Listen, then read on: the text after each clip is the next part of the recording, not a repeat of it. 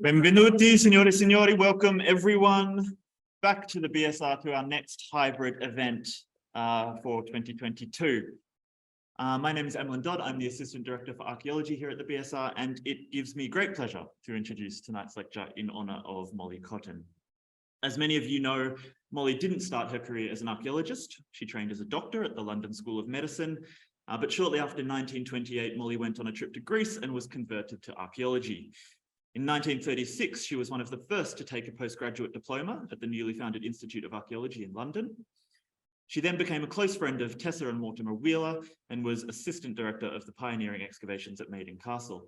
After her husband passed away, though, Molly moved to Rome and became closely connected with the British school. Through the 1960s and 70s, she played a major role in the school's archaeology program here. And then she worked closely with then director John Ward Perkins, directing excavations at the Roman villas of Posto and San Rocco near Francolise in Campania, as well as closer to Rome along the Via Gabina. And these excavations, I know, still play a very important role, not only in my own research, but in multiple people in the room's research tonight. Molly then prioritized access and outreach through her later life, starting a foundation which provided funding for over 30 years to fellowship awards, publication grants, other donations for the study of archaeology, architecture, history, and language and culture in the Mediterranean. But I think most importantly, we should remember that Molly was described as a happy and invigorating personality, always busy, cheerful, and amazingly full of energy, and always helpful towards the young at the school, not least the artists. We've been incredibly fortunate here at the BSR to have hosted a wide range of events in honor of Molly Cotton and a wide range of speakers. And tonight is no different, where we are very fortunate to host our dear colleague and friend Letizia Ceccarelli, who takes the lead for tonight's lecture. Before I introduce Letizia, a very brief reminder to those in the room and online with our hybrid audience that you can answer questions in person and by typing them into the Q&A feature of the Zoom. And please do raise your hand for those in person, and we can bring around a microphone so that our online audience can also hear you. So this evening, we are very lucky to be hosting Letizia to speak on a topic often underappreciated, I think, in archaeological research: techniques of Etruscan and Roman earthen architecture. Letizia is a research fellow here at the BSR, and she's since 2019 held several research positions at the Politecnico di Milano, has taught at the Czech Republic, and is honorary research associate at the University of Cambridge MacDonald Institute. She comes from a truly multidisciplinary background, with her education and research also spanning chemistry and chemical engineering, history, and computational archaeology. She's published extensively, as many of us know, on ceramic production, but also terracottas, sanctuaries, and across a variety of archaeometric analyses from the Etruscan through to medieval eras. So without further ado, it gives me great pleasure tonight to welcome Letizia to the stage to deliver our 2022 Molly Cotton lecture.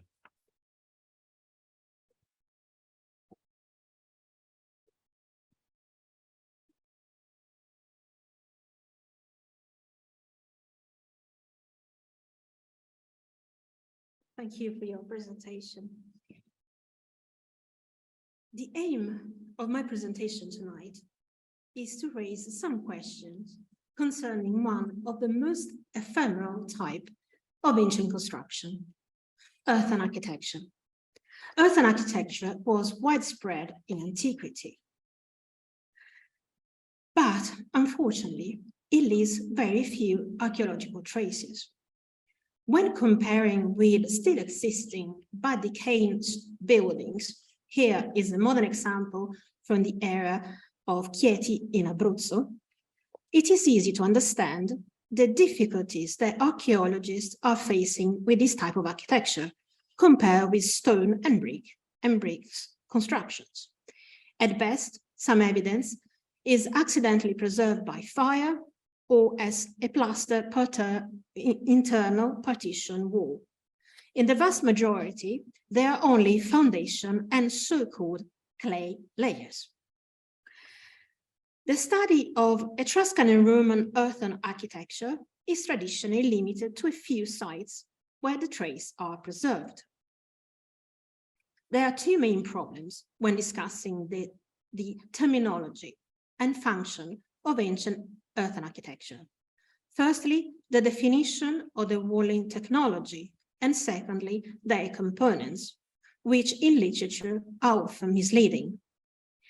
So rather than dismissing these walling techniques as perishable material as is occurring in much literature, especially for Etruscan and pre-Roman architecture, it is crucial to focus on the technical aspect of each earthen technique to make an attempt in recognizing the remaining traces. There are substantial differences between the techniques and their structural functions that will be discussed employing both ancient sources and scientific composition analysis. In order to provide a general background to the topic, I will first outline the composition of the material for earthen architecture.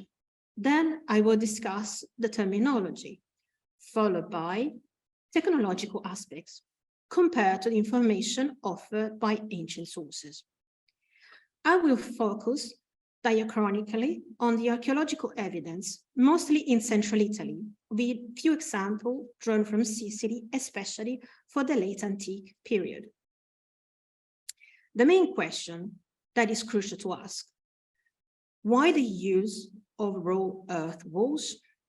The answer is not only due to the ready available material, which is water and soil, but also for thermal and hygroscopic properties. Earthen walls are functional to heating and regulating humidity, playing a significant role both in housing and functional structures.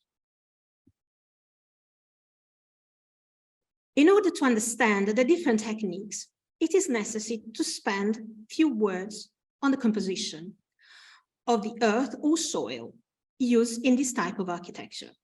It is important to stress that it's not made only of clay, as is often described. Clay on its own is not suitable only for architecture, is only suitable for pottery making, and is not a building material, as clay plays the role of a binder to other aggregates, which are also structurally important. So raw earth is a soil composed of aggregates, sand and gravel, bounded by a continuous clay matrix, which can be considered as the binder. It provides cohesion and resistance to the material. The main physical properties which are commonly used to classify a soil are its granulometry, so the particle size distribution, its cohesion, the ability to resist to tensile stress, and its plasticity, potential to deform without cracking. The bonding properties of clay mixed with water, or soil mixed with water, are due to the clay mineral structure. Clay minerals are hydrated aluminum silicates belonging to the family of the phyllosilicates. The term derives from Greek phyllon and describe the shape. Many of these minerals crystallize in sheet-like form, and the principal phyllosilicates can be classified on the basis of their layer structure and chemical composition into swelling, smectite, and non-swelling clays, illite, chlorite, and kaolinite, which are also used for pottery making. Clay minerals can affect the properties of the raw material, such as in plasticity and shrinkage when drying. When swelling clays are abundant, high plasticity, but the higher water absorption, the higher the risk of cracking. Addition of temper, sand, and fibers is necessary in order to prevent shrinkage or unwanted cracking in the walls and to enhance the resistance. For this reason, when dealing with ancient earthen architecture, which can be poorly preserved or just as a clay soil matrix, an archaeometrical approach is useful in order to determine the composition and attempt to define the type of walling. There are also other parameters to take into account, such as the type of structure, the foundation, and roofing, as will be argued here. Before discussing the different earthen walling techniques, it is important to define the terminology that will be used in this talk. Archaeologists are facing the challenge to reconcile the terminology of ancient writers on architecture, such as Vitruvius and others, with the material evidence, which produce an incoherent interpretation. Moreover, the definition of architectural terminology is intended as a support to better identify such material evidence. In different languages, there are both technical and non-technical varieties of terminology for each technique. Therefore, the main approach of this paper will be to investigate the changes and nuances in the use of the different words that can be correlated with ancient sources and modern architectural terms, suggesting some definition. Let me begin with Italian terminology. There are several definitions which are used to describe an earthen plaster, including graticcio, derived from Vitruvius, mentioning Cratici walls. However, opus Craticium is a modern invention to align the earthen walling technique to other Roman construction techniques. Concotto is used in literature to describe unidentified clay material exposed to some heat, and I strongly suggest to avoid this definition.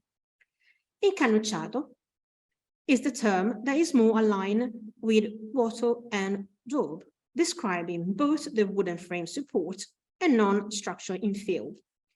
It is necessary to stress that it is possible to have timber framing, so walls, the wattle, without the infill of earthen plaster.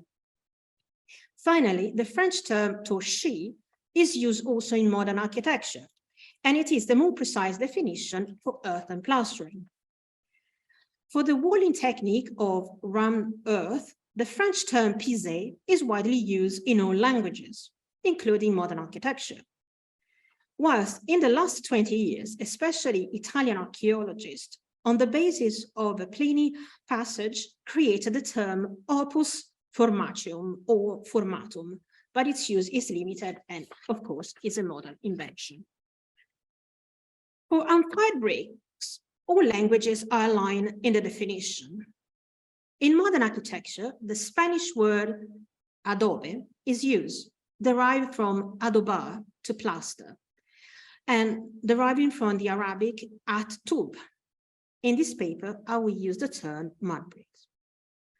In order to provide a general background to the topic, I will outline the technology of each technique, followed by a selection of archaeological examples.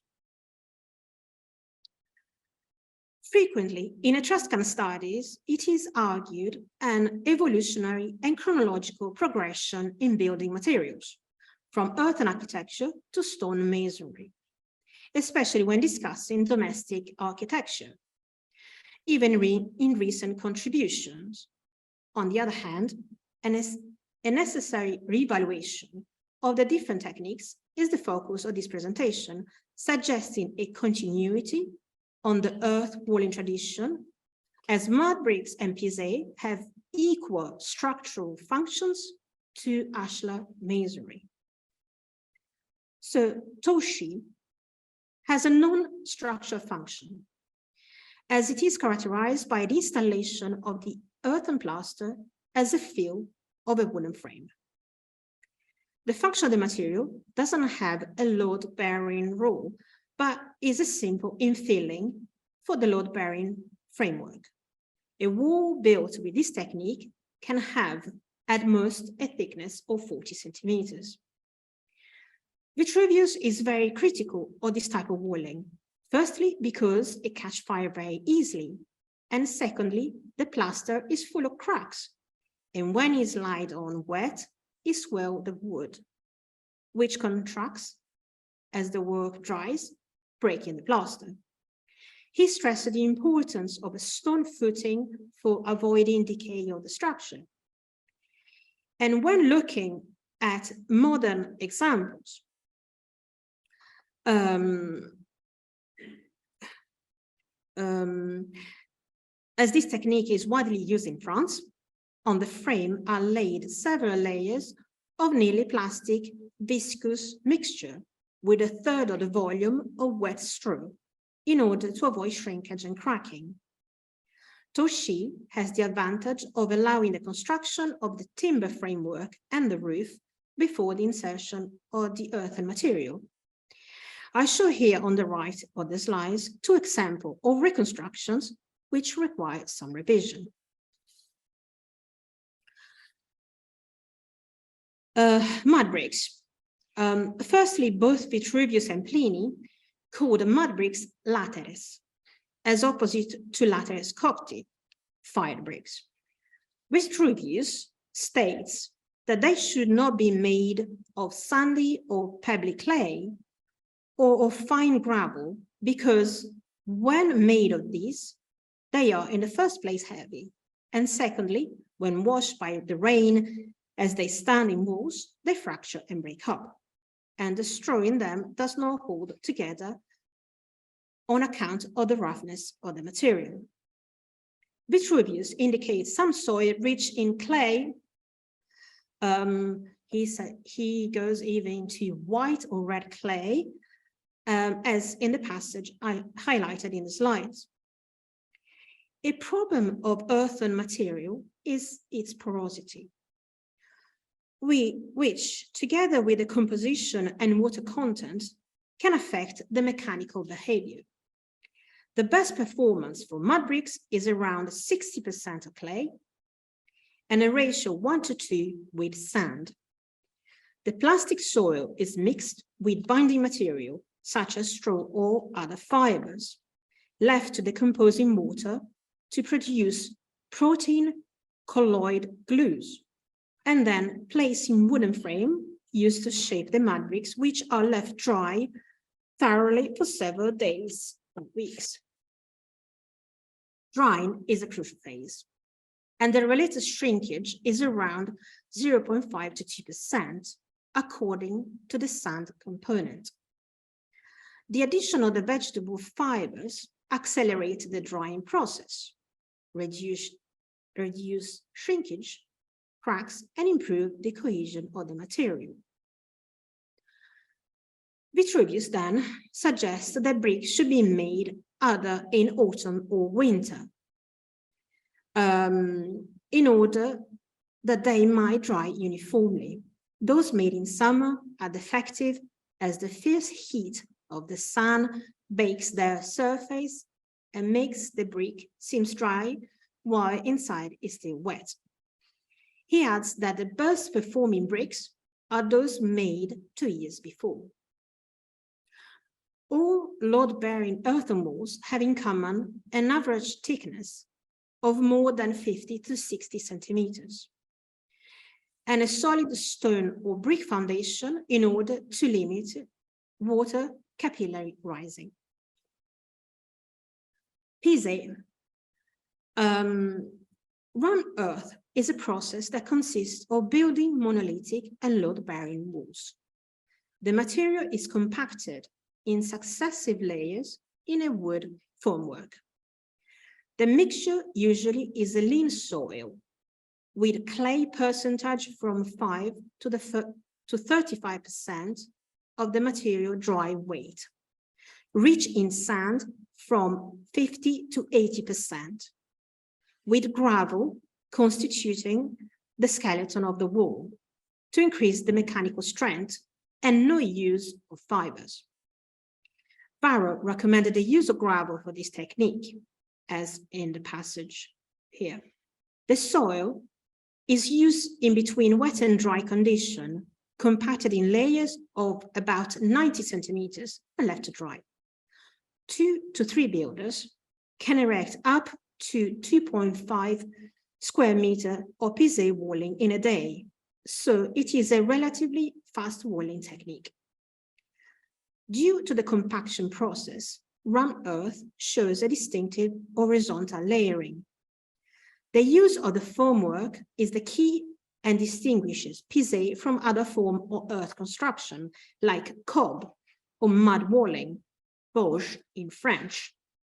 Cob is a mixture of earth and plant fibers. The largest particle size of the earth usually does not exceed the sand fraction. The amount of fibers is usually between 20 to 30 kilos per meter square of fresh cob. Per Pliny, these walls are superior in solidity to any cement. Even at this day, Spain still beholds watchtowers that were erected which were erected by Hannibal. So this is proved by modern buildings. That can be a valid visual aid to understand ancient earthen constructions. Here are two examples from Italy and France. The components can be seen as similar to modern concrete. The inert aggregates are gravel and sand, and the binder is represented by cohesive soil, silt and clay. Clearly, the compressive strength is much lower than concrete. These are the typical values of density of historical pieces, not stabilized with lime, that range between 1,700 and 2,400 kilos per meter square.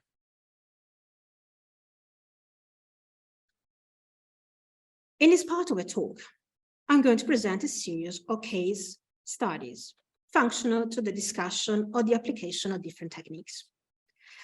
The identification and interpretation of wall footing is crucial for the reconstruction of the elevation and their structural role, as the thickness directly reflects different weight exerted by the roof. The Etruscan module for foundation is made on average of stone blocks of 40 to 50 centimeters when used as header, or up to 80 centimeters when used as stretcher. These measurements are proved by the imprints of the tough block in the archaic quarry at Caere Vigna Parrocchiale. There is also the very important work being carried out on the reconstruction of the city of Mazzabotto by Bologna University. It is important to remember that toshi and mud bricks are preserved only when fired in a burning of a structure. A fire could have reached temperature around 500 to 600 degrees. So I'm going to present only a few of the numerous examples of the use of toshi, as very often the technique was employed in conjunction with others for functional parts, and this is determined by the wall footings. Even if the discussion of roofing is beyond the scope of this presentation, a brief analysis is necessary. For Etruscan roof, since the 7th century BC, the use of terracotta tiles was both functional and heavy. Roof averaged approximately 60 kilos for a covering of terracotta per meter square, as estimated by Vikander for Acquarossa, increasing perhaps to 10 kilos per meter square when wet. When adding 40% for the weight of the wooden beams and support, the total weight for an hypothetical section or tile roof would be approximately 85 kilos per meter square, as calculated by Turfer. Roofs also required proper rainwater drainage, and Mazzabotto has been estimated that a pitch roof ranged between 10 to 20 degrees, creating the problem of vertical loads and the side loads. So the weight of the roof was supported by the sidewall and trusses. The example of Acquarossa in the mid-7th century BC is emblematic. The elevation of the walls is assumed as toshi, but defined as pise, with imprints and mud bricks, making it unclear whether it was an analysis of structural components or composition of the walls. The Acquarossa reconstruction here on the right presents several misinterpretations of earthen techniques. With stone footing of minimum of 40 centimeters in width and no traces of post holes discovered, except for one single house, the exterior load-bearing walls should have been either mud bricks or pisé, but quoting, "In the mixture of the clay and mud," referring to pisé, were inserted branches or canes to enhance the mechanical strength. This is proved by the fragments with reeds imprints. So a little bit of confusion here.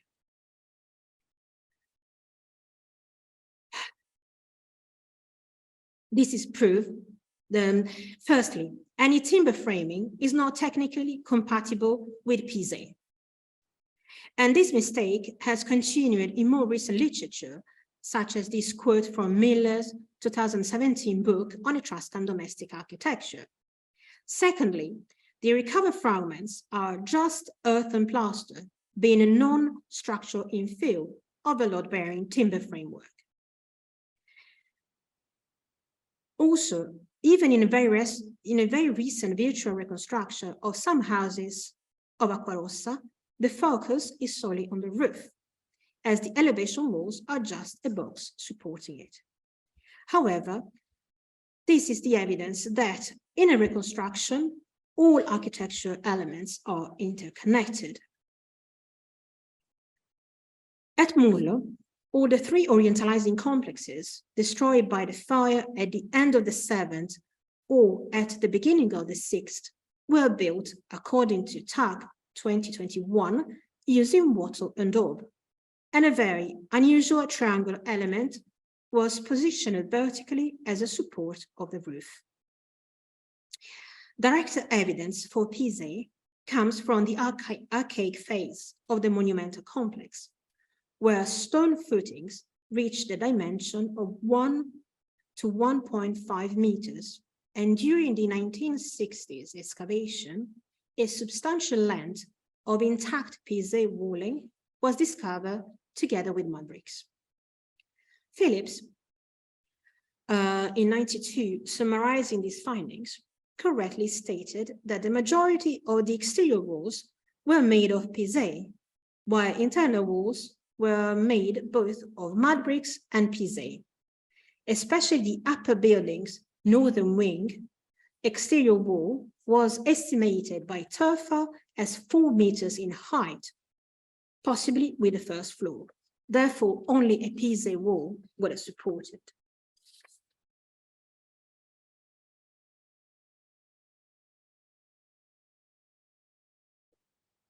Another example is offered by a much later settlement, Ocol di Marzo, located on a hilltop on the left bank of the Tiber at the border between Perugia and the Umbrians. The fortified hilltop site, excavated by the University of Cambridge and the University of Queen's Belfast, was built in the late 5th century, flourished in the 4th century, and was abandoned in the mid-3rd century BC. The buildings consisted of stone wall footings about 40 to 50 centimeters in width, and no traces of post hole were discovered.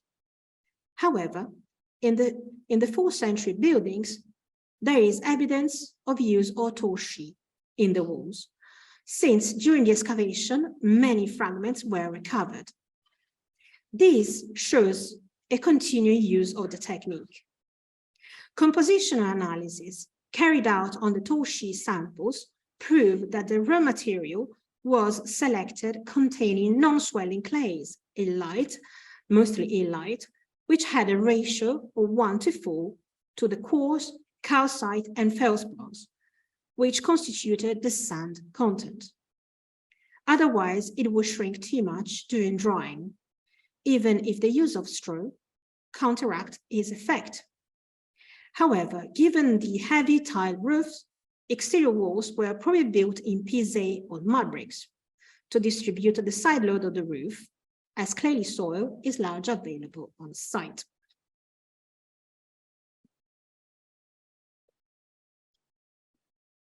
There is a scholarly debate on the module of Etruscan mud bricks, identified as the Lydian bricks mentioned both by Vitruvius and Pliny, which were measuring 1 foot by 1.5 feet. according to the Ionic Attic foot, measuring 29.5 or 29.6 centimeters, which is the same measurement of the Roman foot, a standard mud brick should measure at around 30 to 45 centimeters. As a load-bearing wall should be between 40 to 50 centimeters. And as noted by Vitruvius, for a two-story building, the foundation requires a thickness between 60 and 90 centimeters. But when looking at formats of Etruscan bricks, it is clear that they were produced according to the single structure requirement rather than following metrological rules. Here's a list of some of mud bricks, which I found in literature from the 7th century to the 5th century BC.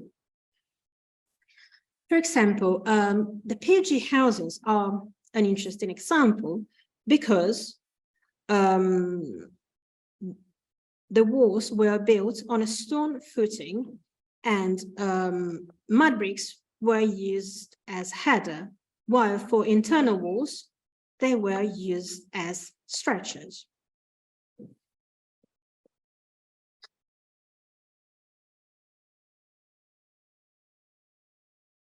Mud bricks are generally better preserved when exposed to a fire. However, they were also employed in the construction of kilns. Firstly, the available clay material. Secondly, as they have a lower thermal stress and a higher thermal insulation than fire bricks. And they were used to stabilize the structure before its functioning by firing at temperature no higher than 700 degrees. A significant thermal insulation was due to the addition of straw and fibers, which, when burnt, created a large and complex shape porosity, which increased the thermal insulation, improving the efficiency of the kilns. I have analyzed by XRD diffraction mud bricks from several Etruscan kilns, including those at Poggiocolla and Podere Funghi at Vicchio and Mugello, courtesy of Professor Greg Warden, which I'm very grateful. Similarly, mud bricks from two kilns at Campo della Fiera, the Fanum Voltumne, communal sanctuary of the Etruscans, were analyzed, courtesy of Professoressa Simonetta Stopponi. The compositional characterization proved that the mud bricks were exposed to temperature around 850 degrees. The analysis is very effective in determining if a mud brick was part of the combustion chamber or the firing chamber. Also, when analyzed, it is possible to determine whether a mud brick was exposed to a building fire or whether it was used in a kiln, even if archaeologically no traces of the structure are yet identified. For this is the case of an example of a mud brick, which I analyzed from Valeri Vignale. An orientalizing sample taken from the 2022 excavation was shown to be exposed to high temperature and therefore was part of a production structure rather than used in a building. I'm grateful to the director of the project, Dottoressa Cristina Biella, for letting me analyze the sample directly during the excavation campaign. Moving to Roman mud bricks, some observation on the variability of the dimension can be made for the mid to late Republican mud bricks, as in these summary slides. From the 3rd century BC, they are used in private buildings and villas, but the bricks were molded according to the building requirements rather than following the metrology as recorded by Vitruvius, even for building chronologically closer or contemporary to the author. Even in Rome, mud bricks were employed, as reported by Varro. But in a city where it was forbidden to have foundations larger than a foot, the building techniques was not suitable for more than one-story building. Also, as Rome in the 1st century BC was recurring flooded by the Tiber, earthen walls were not safe, as reported by Cassio Dio in 54 BC, when many houses collapsed. Here's the passage.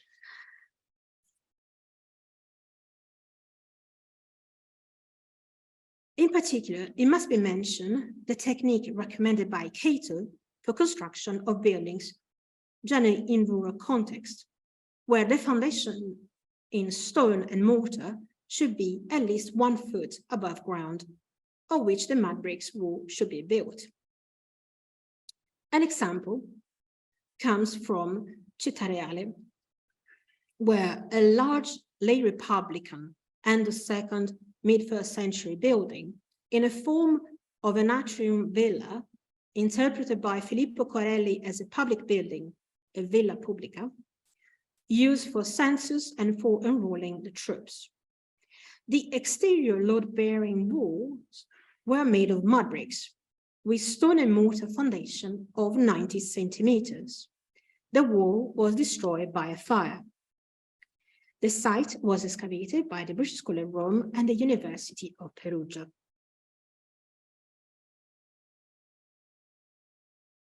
From the early 3rd century BC, the walling technique of Pise had become more common, although sometimes it is simply identified by stone and mortar foundation and a deposit of thick, clayey soil.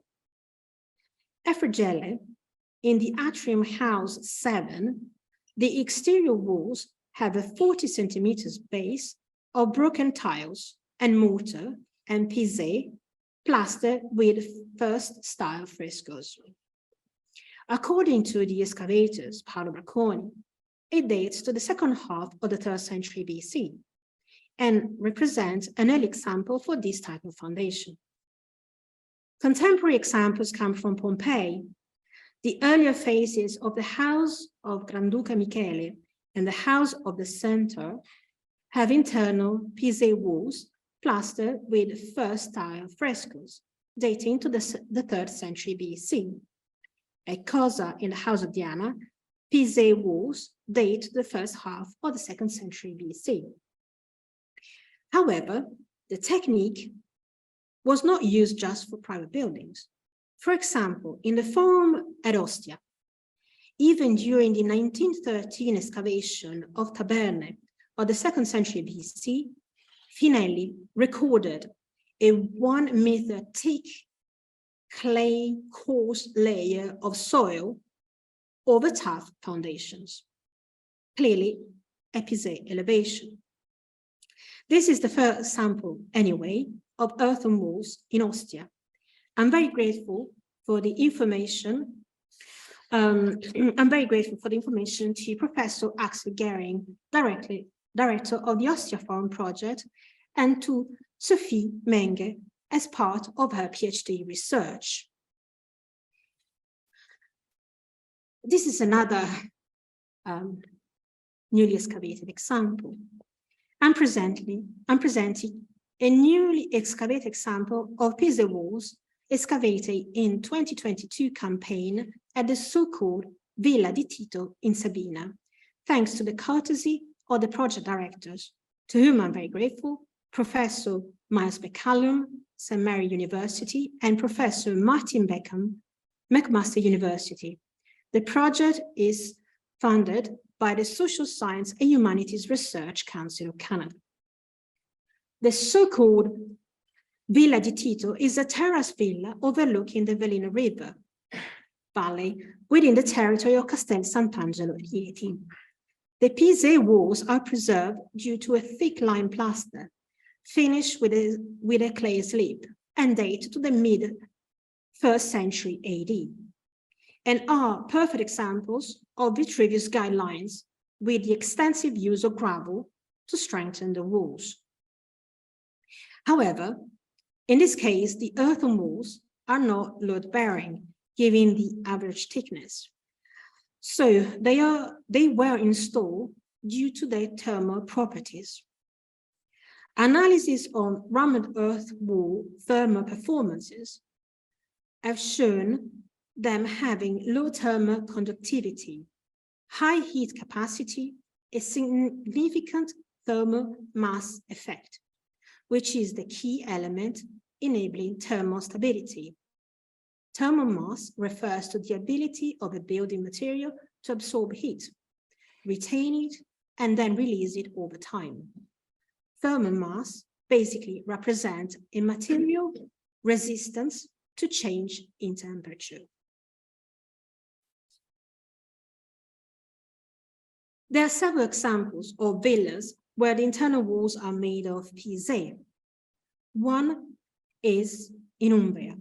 At Giano dell'Umbria is the Rufio Villa, located along the Via Flaminia. Was excavated in recent years by a Spanish team. In the Augustan phase, there were pise walls both in the pars rustica and the pars urbana, with different techniques, either on a low base, either built directly, as this example between two mosaic paved rooms. The wall was plastered in red, was 60 centimeters in width, so most likely a load-bearing structure.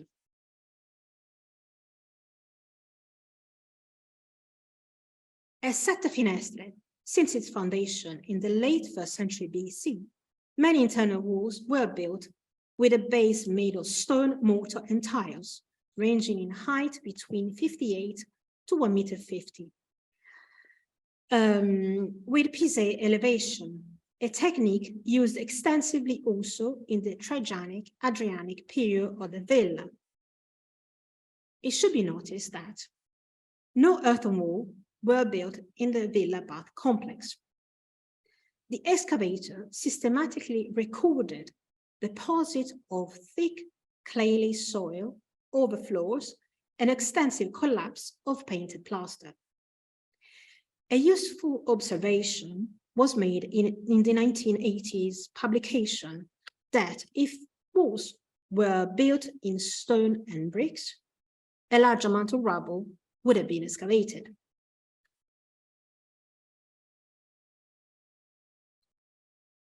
Another interesting example is a mid-imperial domus at Rimini, called the House of the Surgeon, due to the discovery of many medical tools.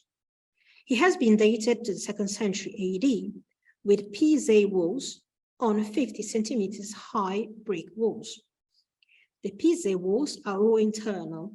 In particular, they were used in the cubicula for thermal properties, but also the walls had a static function, as the complex had a 1st floor. The domus was destroyed by a fire in the mid-3rd century AD.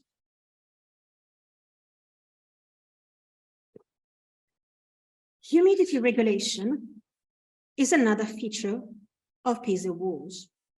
With a change of relative humidity, earth walls can absorb and release water from the air to help adjust the stable indoor humidity environment. However, the change of moisture content in clayey material due to its porosity can affect the mechanical behavior. Therefore, the use of pise walls in bath cannot be considered a very efficient solution. A quite unique example was excavated at a villa at Gerace in central Sicily, where in the bath complex of the last quarter of the 4th century AD, a pise wall on a mortar base was built. In the frigidarium, they shared a wall with a calidarium. The site is excavated by Professor Roger Wilson of the University of British Columbia, and it was published in details in his 2021 report. It was noted that this wall had never received any plastering, and it was soon replaced by another wall immediately to the south. The narrow space between the two walls was filled with clay to improve the insulation between the two rooms.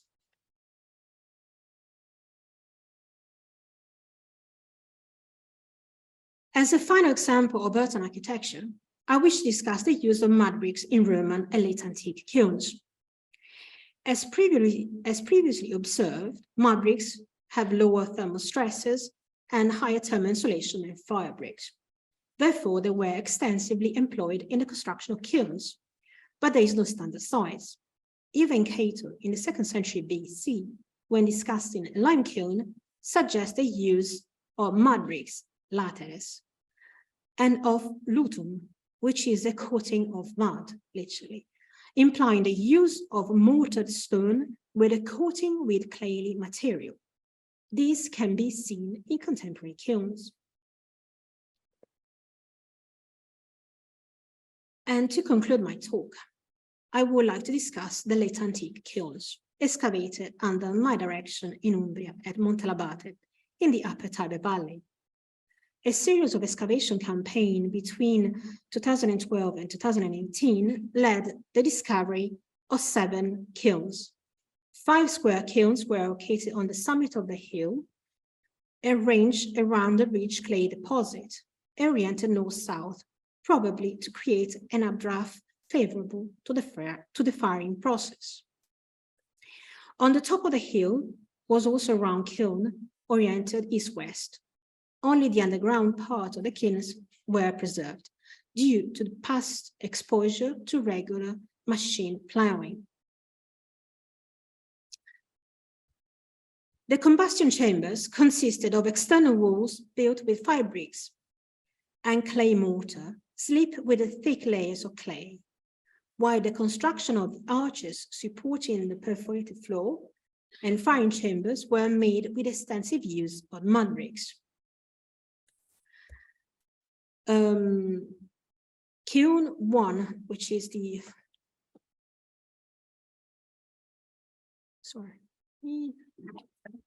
kiln 1 is the bottom, is the bottom one. Kiln 3, 4, and 6, 3 and 4 were used in the early to mid-imperial period, mostly producing flat base amphora. The earliest kiln, number 7, cannot be precisely dated, but was destroyed by the construction of a room beside kiln 6. Kiln 6 is the most interesting of all the structure because it's the only one that has the perforated floors and the supporting arches preserved. And it was built mostly of mud bricks. Even the combustion chamber was built on mud bricks. There are still 1 layer of mud bricks still in place. Kiln 2 on the left and kiln 5 on the right were built in the late antique period and were still in use in the 5th century or later. But a significant example of the use of mud brick is the structure of the second phase of kiln 1, which was completely restored sometime after the mid-5th century AD, after the abandonment of kiln 5. XRD analysis of the bricks proved that in the combustion chamber, the temperature reached up to 1,000 degrees. In conclusion, in this lecture, it was my aim to show that understanding the material with the aid of compositional analysis and the techniques of earthen architecture, both in houses and private buildings, as well in production structures, such kilns, is necessary to comprehend the key component of such raw material, that is clay, which, after processing and refinements in a sort of circular system, is the same material for producing ceramics. This is the path which my current research is leading me. Thank you.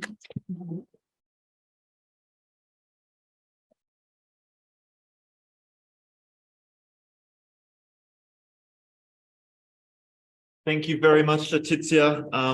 Fascinating journey through something that is, I think, as I said before, far too underappreciated in archaeological research. We've got some time now for questions, so please, I invite you all here in the audience and for those watching online as well to ask any questions that you might have. A reminder for those online, you can type those into the Q&A feature and we'll be able to access them. I will also say that I will repeat your questions just to make sure that our online audience can hear them as well. While our in-person audience and online audiences think of some questions, I might begin with one of my own. And I'm sure as well that many colleagues in here are thinking of the relevance of all of this incredible structural evidence that we've just heard of has to their own work, because I am. But I wanted to ask you, you said at the outset that that there's not necessarily any chronological patterns in terms of technological advancement visible, and we don't really see anything like that coming out from the data. But I was interested to hear more about whether you see any evolutions in the use of this architectural technique through time, from the Etruscan period through to late antiquity and the medieval. Do the ways that they're using it and the structures that they're using it in change at all? Actually, I don't think there are changes, in terms that the technology of making earthen walls is very basic. So therefore, it is something that is made according to needs. I could add a lot more about late antique walling, but for example, there is evidence of even tall sheet walls in late antique structures. So it is to do with the availability of material. Of course, where they didn't have suitable soils, they couldn't really build. But we know that central Italy is very rich in clay layers and clay soils. So no, I don't see an evolution. If anything, it depends on the weight of the building itself, because these modern examples, they show that they were more than one-story building. Why not? We don't have any evidence. Why reconstructing an Etruscan house like a box, not even with just an opening? A Pise is very flexible in terms of you can have openings, and it doesn't reduce the mechanical properties or the of the wall itself. Fascinating. Thank you. To our in-person audience, questions. Lisa, straight away. Thank you. I like this stuff a lot. A couple of things. I did spend a certain amount of time looking for today in pre-3rd century BC context, and I went to Google to see what they meant. And coming up was very unconvinced.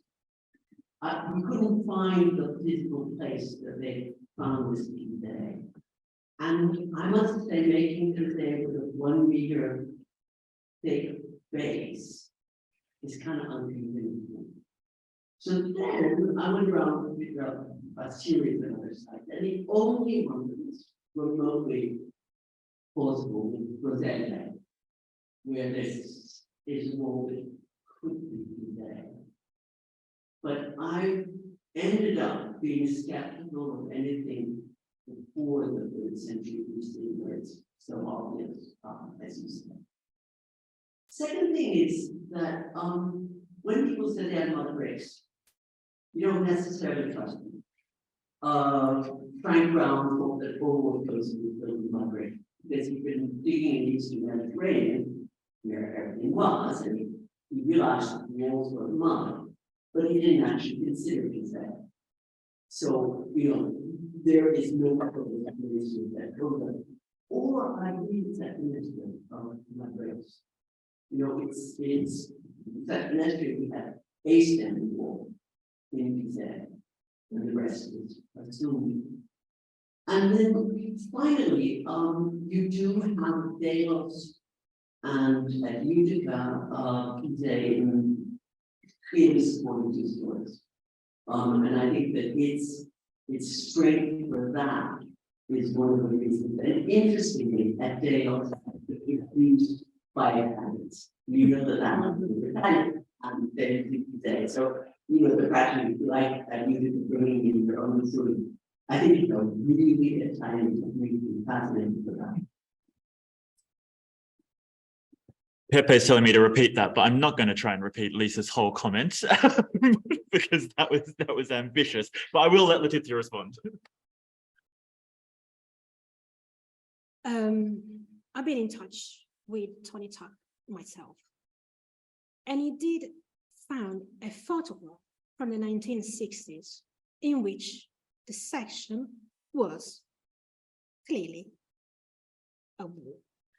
In his reconstruction, there are several issues, and your publication, I'll say, on Pisa walls is a milestone. So I'm not going to say any more because I focus just on Central Italy, of course. There are so many other examples, but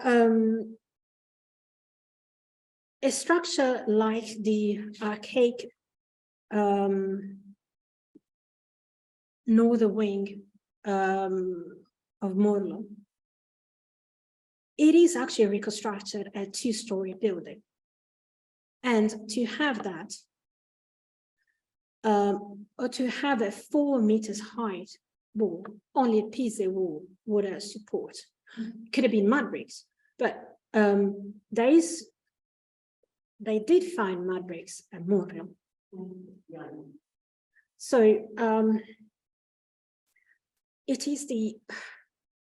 we have to use the information that was produced by the excavators, like of these such thick foundation. And it could have been brick walls, easily. It could have been brick walls. I'm not saying was necessary Pisa, but definitely it was a monolithic structure. So either one or the other. And yes, I agree with you. There could be an Italian type of architecture.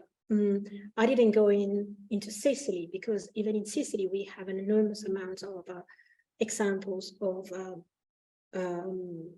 earth walls. So I'm not sure about what Tony Tuck. When we have been in touch, he couldn't find a brick. I would have liked to analyze it to see, but he couldn't find it in store. It was too difficult. Hopefully, he will be able to dig it out. We might move quickly on now because there are questions flowing in from our online audience as well. So before we get back to our in-person, we'll take one of these. Question number one, was there ever a pottery found as temper in the domestic mud bricks you analysed? No, pottery is not a temper for mud bricks. I said very clearly, mud bricks are made with a mixture of quite rich in clay soil. If anything, the evidence of use of pottery fragments are in more recent Pisa examples, but not in an Etruscan period. Perfect. Any other questions from our in-person audience? Fantastic. I'll take another one from our online audience. From Corinna, thank you for a superbly interesting lecture. A question regarding bricks metrology. How insightful to see that the latter was not followed closely in earthen architecture. What do you think that is? And what are the implications of this finding vis-a-vis other materials used for architecture where standard measurements were used? This is a difficult question. In my experience, when studying mud bricks, I started looking at kilns, but then Also, I did research on published articles. It looks like they are not standard measures because they are made with formwork. So each site had their own formwork to make bricks. So are there other materials used were standard measured? Quarried stones, yes. Tough blocks, yes. Maybe they were more standard measured. Questions from our in-person audience before we take more from here. From Vincent Jolivet, what is the opinion of Letizia about the elevation of houses in Marzabotto? In Marzabotto, the excavators, they assume both Pise and mud bricks. There were mud bricks discovered in Marzabotto, so definitely they were used. They use also torchi, but not as in the reconstruction that I showed in my slide. Before we take a few final questions, another from our online audience. It is very difficult to distinguish rammed earth from cob. The evidence of bolt holes for formwork is the best signature to determine the technique used. Have any such holes for is this a continuation? Possibly monolithic, perhaps is a better term for earth walls. I'm going to take this question instead because that made no sense. Monolithic is perhaps a better term for earth walls not clearly made from brick, which we would tend to think of as masonry, regardless of brick size. Would that be an approach you could consider? Thank you. I think it is. It is a continuation. It's a continuation. I'll let you respond to both of those then. Well, there is one key element to distinguish Pise from cob, which is the use of fibers. In Pise, there's no fibers used, or at least not in a mixture, while cob has a large amount of fibers used. And bolt holes for formwork, yes. Definitely, yes, we see the layering in modern buildings when they leave the formwork. So there is this layering aspect of Pise. I'm not going into many more lengthy questions, which we might let Letizia respond to at a later date. One last opportunity for our in-person audience to ask a question before Letizia takes a well-earned break. We might wrap it up there. Can you please join me one last time in thanking Letizia for our model topic?